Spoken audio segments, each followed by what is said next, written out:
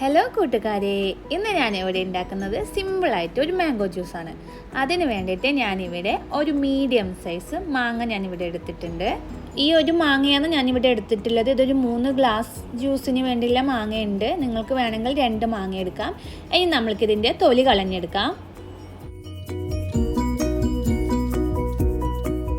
മാങ്ങയുടെ തൊലി കളഞ്ഞെടുത്തു. ഇനി നമുക്കിത് കട്ട് ചെയ്തെടുക്കാം. മാങ്ങ കട്ട് ചെയ്തെടുത്തിട്ടുണ്ട്.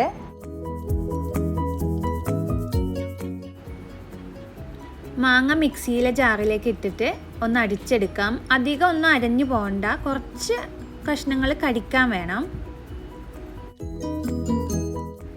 3 ടേബിൾ സ്പൂൺ പഞ്ചസാരയും കൂടെ ഇതിലേക്ക് ആഡ് ചെയ്ത് കൊടുക്കാം. ഒരു കഷ്ണം ഇഞ്ചി കൂടെ ആഡ് ചെയ്ത് കൊടുക്കാം. ഒരു മുഴുവനായിട്ടുള്ള ലെമണിൻ്റെ നീര് വേണം.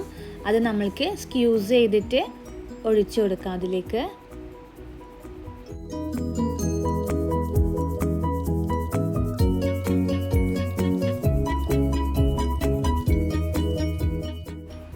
ഇനി ഇതിലേക്ക് 2 ഗ്ലാസ് വെള്ളം ആവശ്യമാണ്, തണുത്ത വെള്ളം. അതും കൂടി ഇതിലേക്ക് ആഡ് ചെയ്ത് കൊടുക്കാം.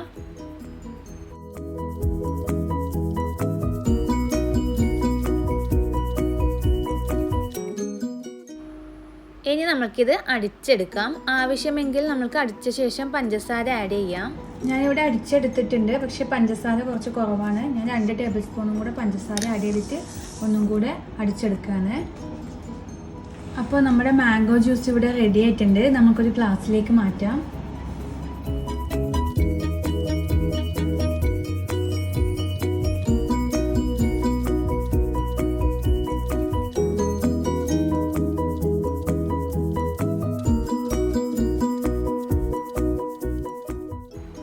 അപ്പോൾ നമ്മുടെ മാംഗോ ജ്യൂസ് ഇവിടെ റെഡി ആയിട്ടുണ്ട്. പിന്നെ ഇതിലേക്ക് ഇഞ്ചി ആഡ് ചെയ്ത് കൊടുക്കുന്നത് നമ്മുടെ ഓരോ ആൾക്കാർക്ക് മാങ്ങ കഴിച്ചാൽ ദഹന പ്രശ്നം ഉണ്ടാവും, അതിന് വേണ്ടിയിട്ടാണ്. പിന്നെ ഒരു ടേസ്റ്റിനും കൂടിയിട്ടാണ്.